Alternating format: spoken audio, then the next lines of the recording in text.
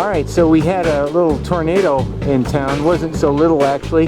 And that's not the point. It has nothing to do with this video, but Mount Squashington's past where those workers are trying to restore electricity, and yeah, I got 6 squash plants over there. I imagine they're doing okay. Holy cannoli, you guys. Wow.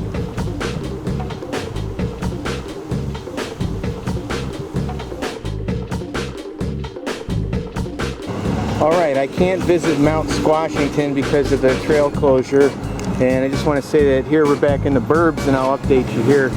Very prominent intersection, and this guy, he's going to be a star if he can avoid the landscapers.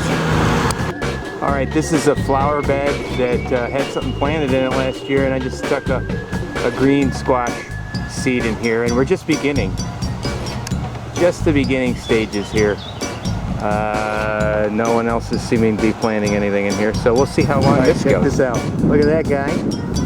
And then his big brother, bang. This is the biggest one I've got. I think it's about a week away from producing male flowers, and then maybe 2 weeks away from the fruit.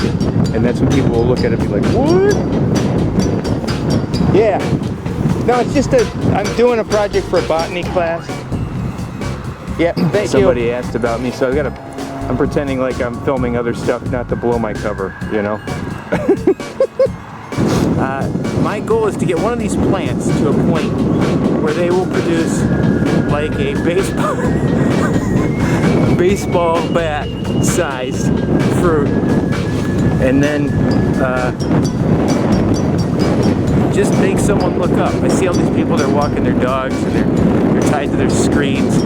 Maybe I can kind of prove that indirectly that it's really not too hard to grow your own food. You put a seed in the ground and bang.